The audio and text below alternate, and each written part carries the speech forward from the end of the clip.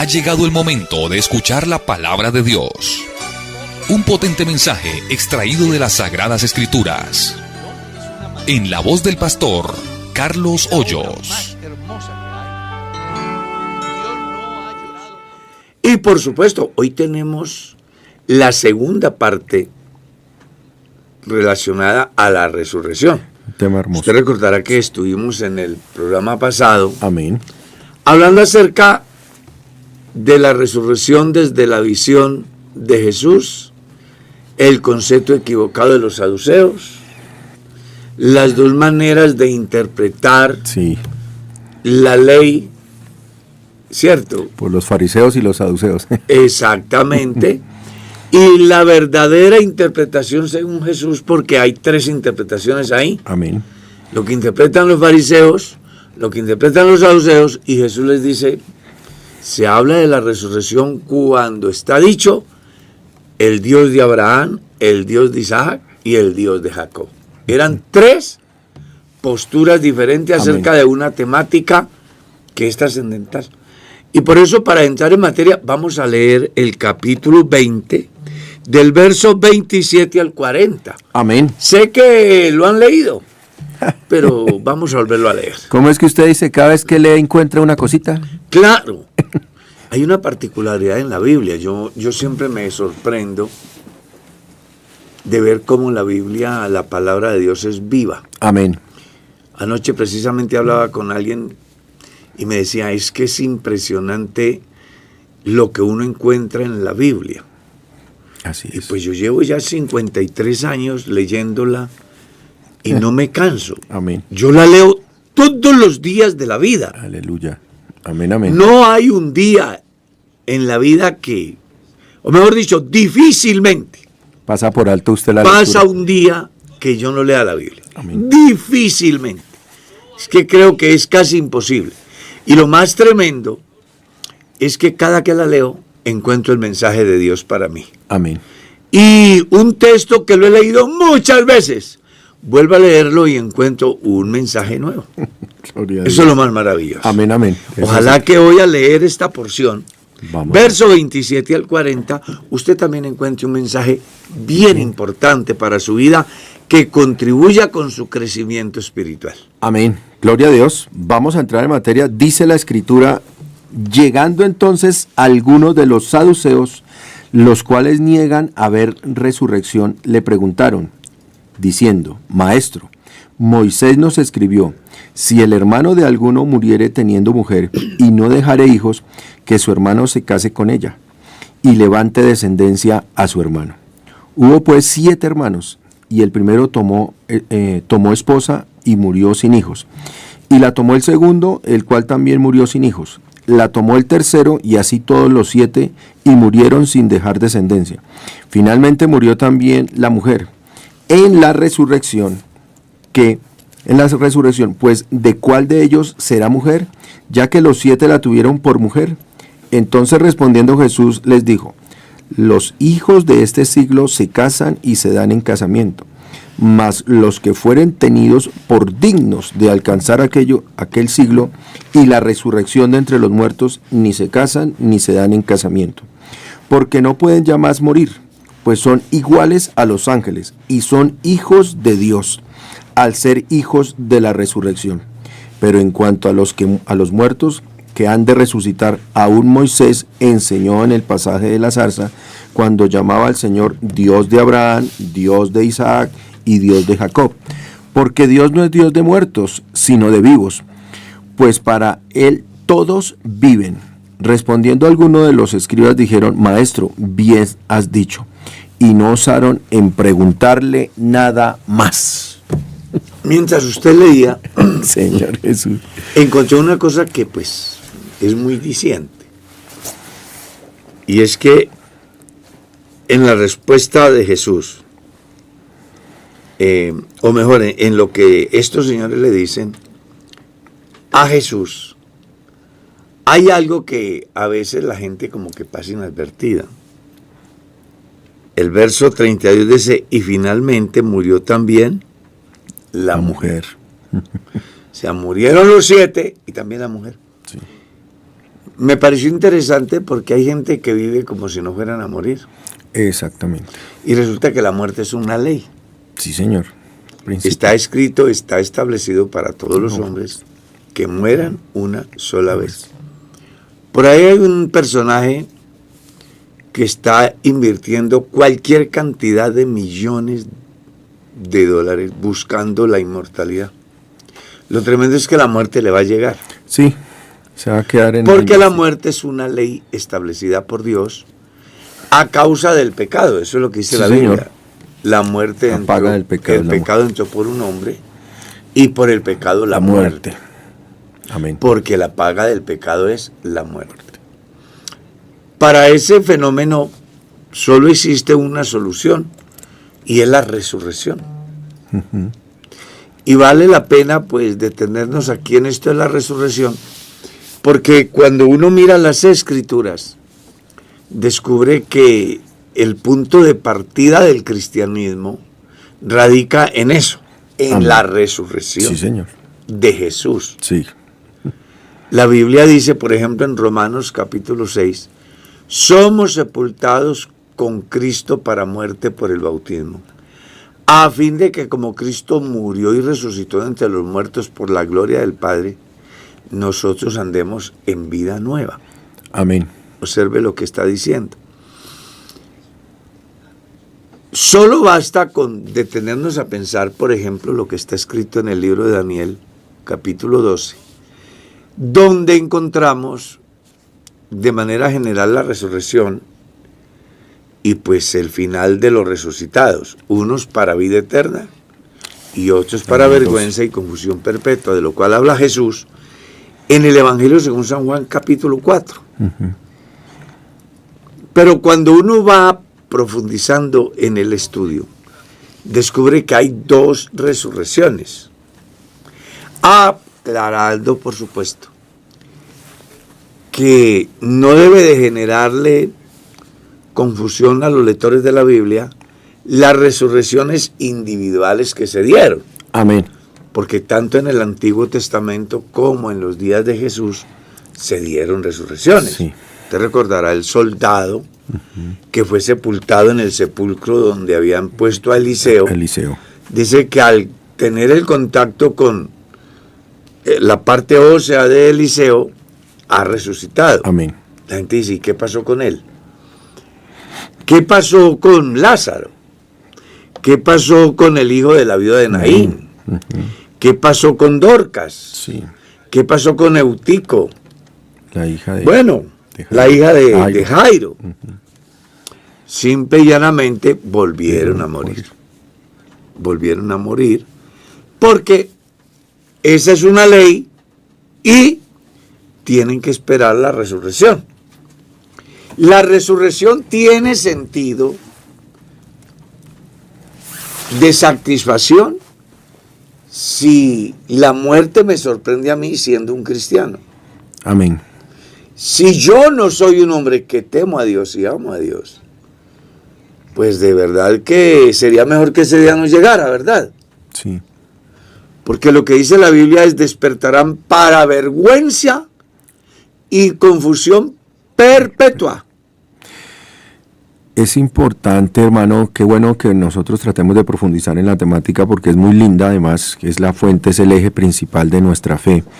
Y nosotros debemos decir una frase acá que es muy bonita. Todo tiene inherencia es en la resurrección de Jesús. Claro. ¿Por qué es tan importante la resurrección de Jesús? Primero porque a él nadie lo resucitó. Todos los que usted mencionó fueron efectos de una segunda solución, por llamarla así. Pero a Jesucristo él mismo, dice, por el espíritu de santidad que había en él, fue que él resucitó.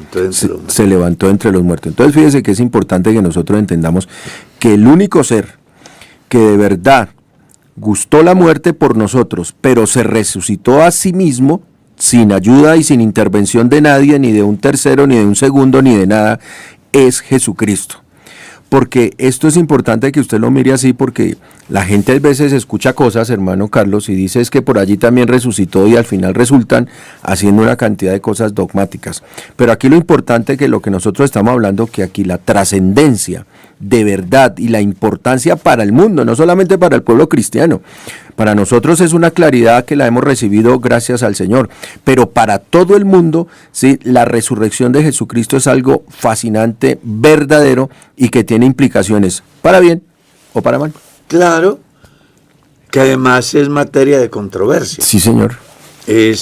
Genera discusión entre las diferentes escuelas de pensamiento, como es el caso de las escuelas que plantean la tesis de la reencarnación, que plantean la tesis de la extinción del alma. Sí, por ejemplo. De la aniquilación del alma, todo eso. Porque son vertientes diversas. Y quiero pues que nos detengamos en este caso porque cuando uno lee el capítulo 15, del cual hemos hablado muchas veces y hoy no va a ser la excepción, No. Es bien importante que tengas en cuenta lo que el apóstol dice.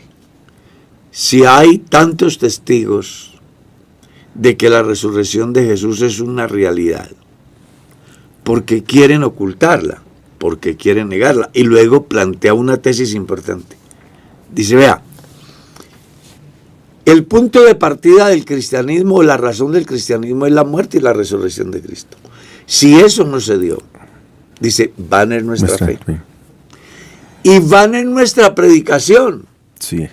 No tendría sentido pararse en la calle, estar en estos medios, pararse frente a una multitud, yo qué sé, en una tarima, en un estadio, un coliseo, una penitenciaría, un hospital, o entre habitantes de la calle a predicar. Si la resurrección de Cristo no hubiera sido cierta, pues no tendría sentido eso. Amén. Por eso él dice, si Cristo no resucitó, dice Pablo, van en nuestra fe y van en nuestra predicación, porque hemos predicado que Cristo resucitó. Y si Cristo no resucitó, somos los más dignos de pesar. De pesar, de conmiseración, sí, señor. Algo así como, pobrecitos, ustedes están perdiendo el tiempo ahí, sí, no, con esa creencia. Exactamente. ¿Cierto? Es más o menos sí, señor, el sentido del el texto. sentido. Luego dice, pero hay algo importante, Cristo ha resucitado. Amén. Primicia de los que durmieron es hecho. Cristo el primero. Amén. Luego los que son de Cristo en su venida. Hablando de la primera resurrección. Sí, señor. Que es la que sustenta el capítulo 4 de la primera carta a los tesalonicenses, ¿no? Sí, señor. Ahí está toda la iglesia está triste. Ha partido con Dios un hermano que parece que era muy importante en la comunidad de Tesalónica y se escucha el gemir de los hermanos, ¿no? Pablo entonces entra y dice, venga hermanos, no se entristezcan como los que no tienen esperanza. La tristeza que ustedes tienen, que la tengan los que no tienen esperanza. Pero es que si nosotros hemos creído que Cristo murió y resucitó, ¿por qué no podemos creer que así también traerá Dios con Jesús a los que durmieron en él? Amén. Y les explica el proceso. Sí. Ese día va a ser el Señor mismo. Amén. Con voz de mando, con voz de arcángel, con trompeta de Dios. Dice que descenderá del cielo y los muertos en Cristo resucitarán primero. Quiero detenerme ahí porque habla de los muertos en Cristo. Amén. Que resucitarán primero. ¿Primero de quién? ¿O antes de quiénes? Bueno, hay dos grupos en el mundo. Sí, señor. Unos que aman a Dios y obedecen a Dios, otros que lo rechazan y no obedecen. Entonces, el premio para los que le obedecen es que resucitarán primero. ¿Cuál es la diferencia? La Escritura dice, bienaventurados los que tienen parte en la primera resurrección, porque la segunda muerte no tendrá potestad sobre ellos. ¿Qué quiere decir eso? Que los que van a participar de la segunda resurrección, la condenación es una realidad. Sí, señor. Porque van a ser despertados para juicio. Aclarando que Romanos capítulo 2 habla de 3 grupos muy importantes. Sí. Los que pecan sin ley, los que pecan con ley y los que pecan a pesar de que tienen ley para sí mismos. Sí. Que cada uno de esos grupos va a recibir un juicio. Los que sin ley pecaron, sin ley perecerán. Los que bajo la ley pecaron, por la ley serán juzgados. Y los que pecaron, teniendo en cuenta de que hay una ley que ellos, dentro de sus valores éticos y morales, los llevó a vivir una vida de alguna manera alejada a ciertas prácticas comunes del mundo en su pecado, dice que por esa ley serán juzgados. Van a ser juzgados. Los secretos del hombre serán juzgados conforme al mi evangelio. Eso es lo que dice la Escritura. Señor. El día que Dios juzgue por Jesucristo los secretos de los hombres conforme a mi evangelio. Entonces aquí es muy interesante que el cristiano valora el privilegio que tiene. El cristiano en Cristo va a resucitar por lo menos 1000 años antes. Amén. Como mínimo. ¿Y qué representa eso? 2 cosas. Una, que no tendrá afectación el juicio final en su vida, porque ya su eternidad por la primera resurrección en Cristo está definida. No será sujeto de juicio para salvación o condenación, porque ya la salvación es una realidad en él. Sí. ¿Qué desventajas tienen los que resucitan después? Bueno, es que esos sí serán sujetos de juicio y se cumple lo que está escrito en Apocalipsis, ¿no? Amén. Donde un libro será abierto y otros libros serán abiertos. Y el que no se halló inscrito en el libro de la vida fue lanzado al lago de fuego que arde con azufre, donde es la muerte segunda. Es interesante que los que escuchan este programa comprendan que la oportunidad de salvación es hoy. Amén. Sea porque Cristo venga y usted se ha transformado junto conmigo y accedamos a la presencia de Dios, o sea que la muerte llegue. Jesús ha dicho que nos resucitará en la primera resurrección. Uno se pone a mirar aquí, aparte de las cosas que decíamos hace un momento, de lo que uno lee la Biblia y encuentra más cosas. Definitivamente la resurrección es una solución y una oferta que Dios trabajó y trabaja y seguirá trabajando para los que escuchan su palabra. Pero cuando uno mira la resurrección a nivel general y el efecto que hace, para bien o para mal, para los que son salvos y para los que ya de alguna manera han tomado la decisión de no estar con Cristo en la eternidad, uno se queda pensando en esto que dice el verso 36, porque la resurrección en el tiempo y en la fracción que se dé, dice algo la Escritura muy interesante para ponerlo sobre la mesa, pues no pueden ya más morir. Es decir, después de esa resurrección, que Dios la ejecutará para los que lo obedecieron y para los que no obedecieron, de ahí para adelante nadie más va a morir. Para los que obedecieron van a disfrutar una eternidad con Cristo, para los que no obedecieron van a lamentablemente tener que vivir una condenación. Pero lo que yo quiero decir con lo que dice escrito en la palabra de Dios es que la resurrección es la solución a la muerte, ¿sí?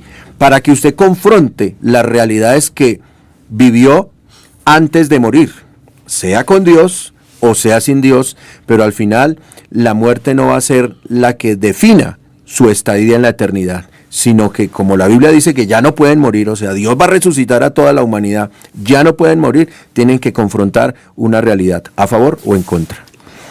Y mire que el caso, la discusión que se da en Corinto, parte de una premisa, y es que habían algunos que decían que no hay resurrección. Sí, señor. Porque mire lo que dice en el versículo 11. Porque o sea yo o sean ellos, así predicamos y así habéis creído. Pero si se predica de que Cristo resucitó de los muertos, ¿cómo dicen algunos entre vosotros que no hay resurrección de muertos? Se levantó un ambiente dentro de la iglesia que no era conceptual. era doctrinal. Sí, señor. Recuerden que aquí hemos hecho diferencias entre el concepto y la doctrina. Y la doctrina. Cualquier concepto es cuestionable, es discutible y se puede negociar. Pero lo que no está dispuesto Pablo a negociar es la doctrina de la resurrección. No, para nada. Dice, no puede ser. No, aquí no hay puntos medios ahí. Aquí no hay puntos medios, aquí hay solo una realidad. Cristo ha resucitado. Prueba de eso, lo que les dicen los primeros versículos.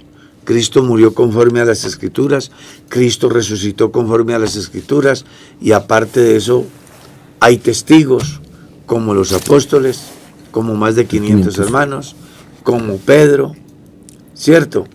Como otra vez los apóstoles, y por último me apareció a mí como a un abortivo, y coloca una enseñanza muy importante acerca de que el hombre es tan indigno de la muerte y la resurrección de Cristo, que dice Pablo, siendo yo el más insignificante, el menos importante,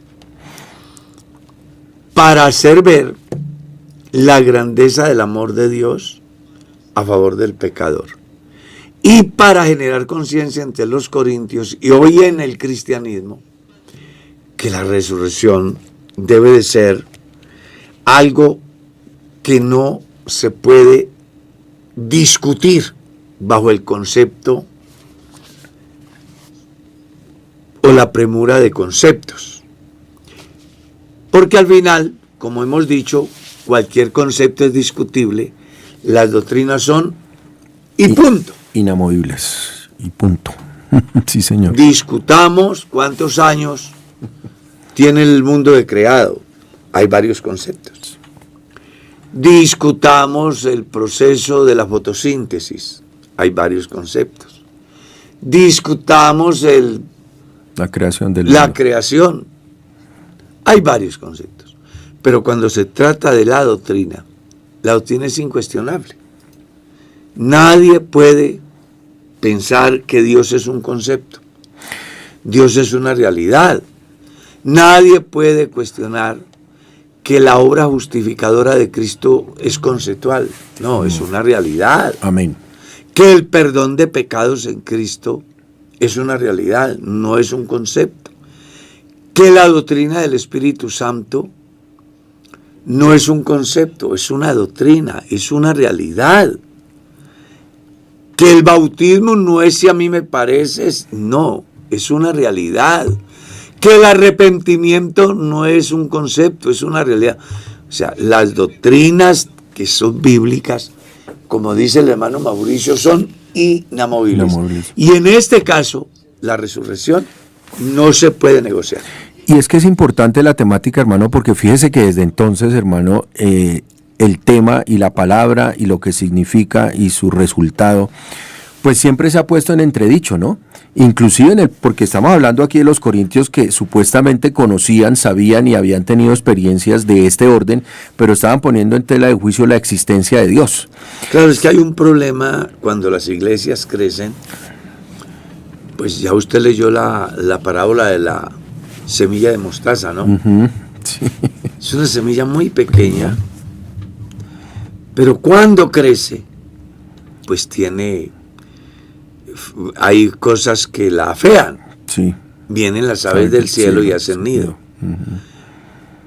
Cuando un grupo es pequeño, se puede consolidar un pensamiento único. Uh-huh. Pero cuando el grupo se crece, llegan diversas fuentes y se forman las discusiones. Que uno lo ve inclusive en Hechos capítulo 15, cuando se da el primer concilio del cristianismo. Todo partía de un manejo conceptual que afectaba a la doctrina de la gracia. Y Pablo dice, no estamos dispuestos a aceptar eso. Por eso se da el primer concilio, para definir si los cristianos de verdad tienen que hacer una mezcla entre ley y gracia, o si solamente la gracia de Dios basta. Afortunadamente, al final, la conclusión a la que llega todos los asistentes al concilio y liderados por Jacobo es que la gracia es suficiente. Amén. La ley pasa a un segundo plano porque al final Jesús es el cumplimiento de la ley. Jesús es el fin de la ley, para justicia a todo aquel que puede creer en él. Y los dos aparte son bien interesantes. Si usted miramos cómo estamos hablando en Lucas de la resurrección y las respuestas que dio el Señor Jesucristo a esos diferentes pensamientos, pues era una respuesta porque ellos no habían vivido ni habían sentido nada, ¿sí? Simplemente era algo que Dios estaba poniendo sobre la mesa en una explicación muy clara. Pero cuando nos vamos aquí y tomamos una parte de Corintios, aquí sí hay una otra visión bien clara. Es imposible que los creyentes de Corinto se hayan dejado permear y pensar, una doctrina de esa. Claro, y pensar que Dios no existe. Es decir, la locura más grande de una iglesia o de un creyente es vivir pensando que Dios no existe y por eso tiene permisibilidad para hacer muchas cosas. Y esa sí es una premisa muy triste, porque definitivamente aquí nosotros, nuestro temor, nuestra obediencia, nuestra lealtad, nuestra fidelidad a Dios está basada es porque Dios existe. Es decir, porque Dios me ve, me mira y a toda hora está conmigo. Pero cuando usted mira aquí que Pablo hace una presentación, una defensa, es precisamente por eso. Porque la gente a veces quiere ser cristiano, pero no quiere saber que Cristo vive. Que resucitó. Que resucitó. Porque mires que el verso 16 dice, porque si los muertos no resucitan, tampoco Cristo resucitó. Es vivir un evangelio. Muy grave, claro, muy es vivir un grave evangelio sin Cristo. Muy grave que un cristiano niegue la resurrección de Jesús. Porque es negar también que somos cristianos. Es que es negarla en dos aspectos. Pueda que la afirme verbalmente, hermano Carlos, que haga una afirmación verbal, pero que sus actos en la práctica no se dé. En la práctica no se dé, entonces uno dice, hombre, aquí algo pasa. No, simplemente no hay nada. No hay nada, correcto. El verso 17 dice, y si Cristo no resucitó, vuestra fe es vana. Aún estáis en vuestros pecados. Amén. Ahí está la respuesta, claro. Verso 18 dice, entonces también los que durmieron en Cristo perecieron. Si en esta vida solamente esperamos en Cristo, somos los más dignos de conmiseración de todos los hombres. Pero les vuelve el alma al cuerpo con el mensaje que dice, mas ahora Cristo ha resucitado. Amén. De los muertos. Primicia de los que durmieron es hecho. Porque por cuanto la muerte entró por un hombre, también por un hombre la resurrección de los muertos. Hay algo que me llama la atención en el proceso de la enseñanza, y es cómo Pablo busca que los cristianos entiendan que si el primer hombre fracasó, en Cristo está la restauración. Amén. Y por eso es que él les dice, en el primer hombre, pues fracasan todos, pero en Cristo todos son vivificados. Porque así como en Adán todos mueren, ¿por qué? Pues por causa del pecado. También en Cristo todos serán vivificados por causa de ¿qué? De la resurrección. Vamos a suponer que Cristo es un gran líder, es un gran caudillo, muere y lo sepultan. Y nada pasa ahí. Pues Pablo dice, estaríamos en nuestros pecados, vana es nuestra fe, somos dignos de pesar. Sería un Mahoma más, sí, un Confucio más, un Buda más, un Sócrates, un Platón. Cualquier lugar de peregrinación fijado. Exactamente. Pero es que hay una diferencia. Y donde usted tiene la oportunidad, o cuando tenga la oportunidad de viajar a esos lugares que han dado hombres que trascendieron en la historia, pero que ya murieron, encuentran ahí en su lápida, ¿no? Sí, aquí está fulanito de tal. Fulanito de tal. Aquí está el rey David. Aquí está el rey Salomón. Jesús habló de ello, ¿no? Sí, señor. El sepulcro de David permanece hasta hoy. Pero cuando se llega al sepulcro de Jesús, amén, hay un letrero que dice, no está aquí. Amén. No está aquí. Ha resucitado. Qué maravilla, ¿no? Ha resucitado. Pero cada uno comienza diciendo, pero cada uno en su debido orden. Cristo las primicias. Amén. Porque Cristo es el punto de partida de la esperanza en la resurrección. En todo. Gloria a Dios. ¿Cierto? Amén. Luego los que son de Cristo en su venida, hablando de la primera resurrección de los cristianos. Importante aclararles que los cristianos en la resurrección, como la resurrección de Cristo, incluye la primera resurrección. O sea, Amén. los cristianos con Cristo incluyen la primera resurrección. Luego dice, mire lo que dice, luego el fin. O sea, ya habla de la segunda resurrección. Cuando entregue el reino al Dios y Padre, cuando haya suprimido todo dominio, toda autoridad y toda potencia. Resulta que por causa del pecado, el hombre perdió toda autoridad, todo dominio, Amén. toda potencia. La razón de Dios manifestarse en carne es recuperar lo que perdió el primer hombre. Sí. El hombre perdió el control del universo. El hombre fue puesto para enseñorearse sobre todo. Amén. Eso es lo que dice la Biblia. Pero a causa del pecado, el hombre entregó toda la autoridad. Entonces, ¿qué es lo que hace Dios en Cristo? Viene a recuperarlo. ¿Hasta cuándo? Hasta que todo reino, todo dominio y toda potestad o potencia esté sujeta. Dice el verso 25, porque preciso es que Él reine hasta que haya puesto a todos sus enemigos debajo de sus pies. Ese hasta tiene un tiempo límite, Amén. que es el que debe de darnos hoy respuesta a algunos interrogantes que se hacen muchas personas acerca del oficio de Jesús. ¿Hasta dónde va el oficio de Jesús como hijo? Porque es bueno que la gente entienda que Jesús como hijo tiene principio. Amén. Y Jesús como hijo en su oficio tiene fin. Sé que esto va a dar para que algunos por ahí cojan el pedacito Y lo y malinterpreten. comiencen a cuestionar. Y bueno, Tergiversarlo pero sin sí, contexto. exacto, sin el contexto. Sin el contexto. Que de eso hay mucho por ahí. Hartos, sobran hartos Sí. desocupados por ahí. Hay hartos. Exactamente. Que buscan ganar por ahí. ¿Es que dice? Sí. Bueno. Pero hay algo que es real. Cristo nació. Amén. Eso está escrito en San Mateo capítulo 1, verso 18. Eso no tiene discusión.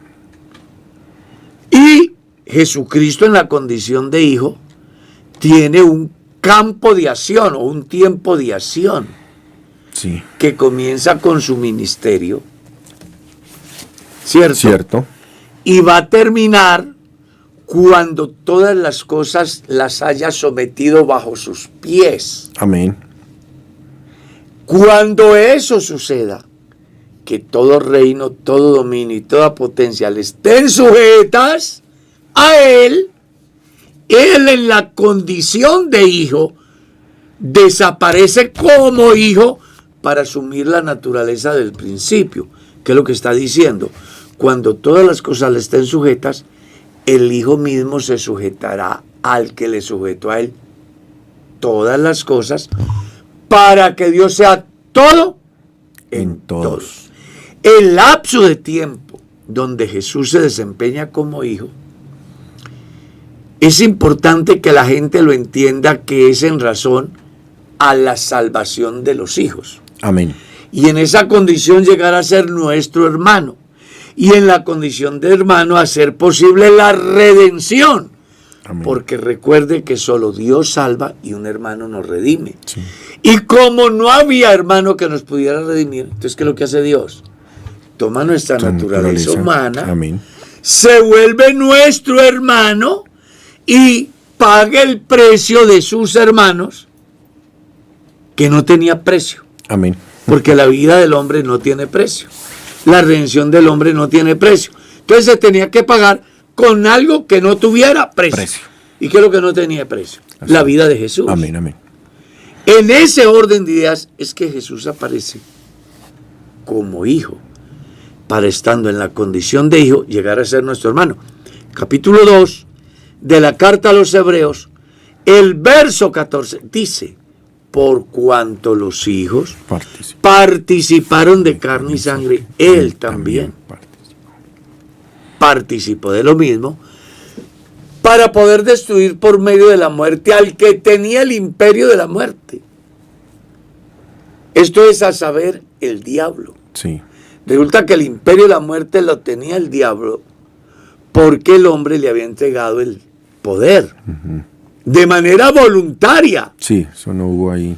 No hubo resistencia. Para nada. El hombre lo entregó todo y se hizo un secuestrado, un esclavo de Satanás.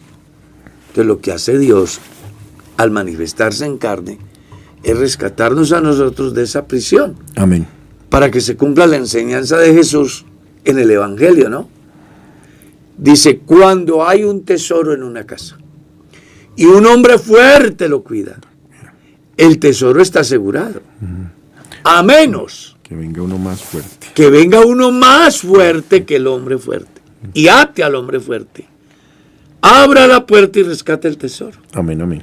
El hombre fuerte es Satanás. El tesoro es el hombre. Sí. La cárcel es el pecado. Y el más fuerte es el que vino del cielo. Amén. Que vino y lo venció con su muerte y la resurrección. Y nos ha abierto la puerta mediante la muerte y la resurrección de Cristo para que hoy cualquier pecador en cualquier lugar pueda decir confiadamente, soy libre. Amén. Soy redimido por la obra de Jesús. ¿Cuándo terminará eso? Cuando el último hombre llegue a los pies de Jesús, reconociéndolo como su Señor y Dios, entendiendo que la obra de Jesús, la muerte y la resurrección de Jesús, es lo que el hombre necesita para su salvación. Amén. Una vez que esto sucede, entonces el oficio de hijo termina, porque ya no hay que salvar a más hijos. Amén. No hay que redimir a más hermanos. Ya los salvos están, Sí. los que se perdieron están, y los ángeles caídos, pues por la muerte y la resurrección de Cristo, se les definió su eternidad. Sí. No podrán acceder otra vez a la gloria de Dios. Amén, amén. Y los ángeles que guardaron su dignidad no serán jamás sujetos de tentación. Por eso es que es tan importante la resurrección de Jesús. Amén. Con la muerte y la resurrección de Jesús se dan varias cosas que son trascendentales en el ser humano y en el universo. Entiéndase por universo no solo lo que podemos ver, sino aquellas eternidades invisibles que escapan a la mente finita.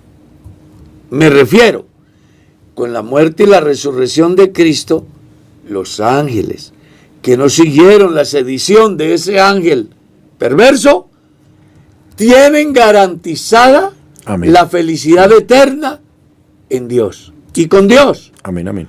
Los ángeles que desobedecieron tienen asegurada la condenación, no tendrán oportunidad de restauración. Y los hombres que estábamos destituidos por causa del pecado, por la obra de Cristo hemos sido constituidos hijos de Dios. Amén. Mediante la resurrección de nuestro Señor Jesucristo. Es que en esta narrativa que usted hace, hermano Carlos, muy ejemplarizante, nosotros debemos entender que esto que estamos hablando es precisamente el consolidado realmente cuando la Biblia habla de nuestra esperanza viva, ¿sí? Porque todo esto hace parte de ese conglomerado de conocimiento que nos tiene que afectar de manera positiva para la obediencia a la palabra de Dios en todas las instancias. Porque es que nuestra esperanza está basada en una promesa, vida eterna, también está basada en un cumplimiento para creer esa promesa, que es la resurrección, porque usted no puede creer en la vida eterna si el que la provee no resucitó. Entonces, fíjese cómo... Y además de eso, si yo como, entre comillas, beneficiario no creo Exactamente. en la resurrección. Exactamente, entonces fíjese cómo se da el hilo, la promesa de vida eterna, la resurrección, quien la da, pues ha resucitado, y no solamente ha resucitado, sino que otorga una serie de herramientas que son todas las que hemos hablado, la palabra de Dios, el Espíritu, todo esto del arrepentimiento, el bautismo, otorga una serie de herramientas para llevarnos y conducirnos a ese estado, ¿no? Porque hay que aclarar que la resurrección, más que un lugar, es un estado en el cual nosotros vamos a estar con Cristo. ¿Y por qué es tan importante vivir con este pensamiento? Yo diría, hermano Carlos, que a toda hora, presente, constante en nuestra mente, porque eso es lo que genera en nosotros aquella frase que muchas veces decimos, pero nos cuesta trabajo cumplirla, que es el temor a Dios. Saber que Jesucristo ha resucitado y que está dentro de nosotros y que vive mirándonos en nuestro buen accionar como hijos de Dios, es una premisa clara de lo que puede ser un pensamiento de resurrección para nuestra vida cristiana en el presente y en el futuro. Y mire que Pablo le preocupa mucho que en la iglesia se hubiese dado esa discusión acerca de no resucitó. Es que Él llega a tal estado que les dice en el verso 33, no se equivoquen, sí, las malas conversaciones corrompen las buenas. Imagínese. Está diciendo, dejen de discutir cosas que son indiscutibles. Exactamente. Porque ustedes se ponen a discutir situaciones que no se deben de discutir, porque son una realidad, y terminan enredados y les van a corromper la buena costumbre, es decir, la buena fe de que la resurrección es una realidad. Amén. Pero él les dice, no erréis, las malas conversaciones corrompen las buenas costumbres. Yo tengo la plena certeza de que voy a morir. Debo de tener la plena certeza de que voy a resucitar. Pero formo un grupo donde hay diversidad de pensadores que escapan a los principios bíblicos, y entonces ellos traen otros conceptos y comienzan a plantearme en tesis que me pueden llevar a ¿qué? A debilitar mi fe. A eso es a lo que Pablo Sí, señor, total. Y en otro sentido, Pablo escribe y dice que nosotros no debemos de admitir a personas que vengan a influenciarnos, provocando divisiones en la iglesia. Léalo en el capítulo 3 del libro de Tito. Y Juan en su carta dice, si alguno viene a vosotros con una doctrina diferente, ¿a qué? A la resurrección. A la resurrección, sí, señor. A eso sí. A lo que es el evangelio, porque el evangelio radica es ahí. Amén. La muerte y la resurrección de Cristo. Amén, amén. Vienen con una doctrina diferente, dice que no lo recibáis en casa. Amén.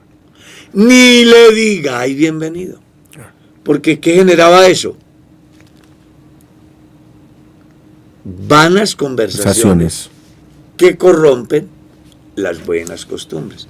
¿Cómo explica usted que un cristiano que creyó en Jesús, que sus pecados fueron perdonados, que fue bautizado en el nombre de Jesús, que fue lleno del Espíritu Santo, que desempeñó actividades dentro del cuerpo de Cristo en el campo de dirección y otros, hoy esté creyendo que por el hecho de tener el apellido X se salva sin necesidad de conversión?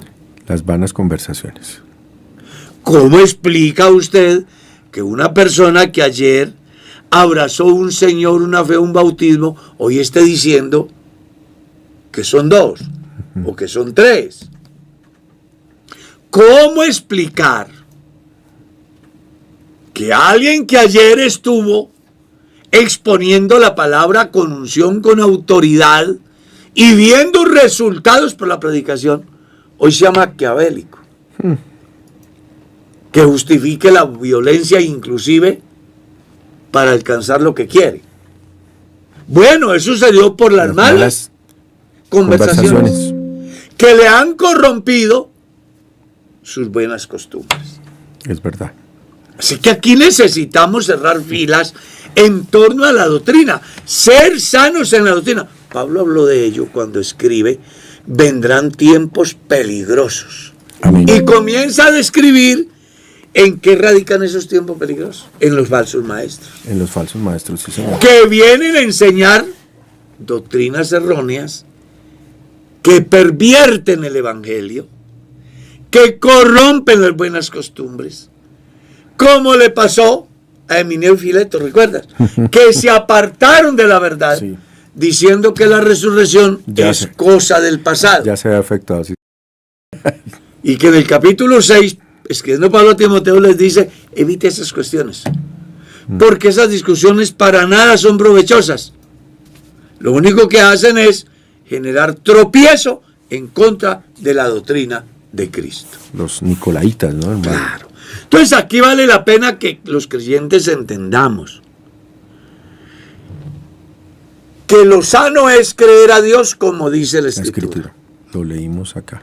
Lo malo está creer a Dios como dice la gente. La gente.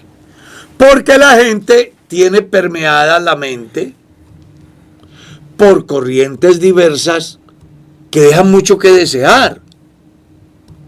Yo conocí un presunto movimiento cristiano en el pasado, hace más de 50 años, que enseñaban de la inmunidad del pecado en la vida del hombre a tal manera que podían dar rienda suelta a sus propias prácticas, creyendo que a causa de la santidad en ellos ya no había pecado, siendo personas común y corriente, y afectaron a muchos creyentes.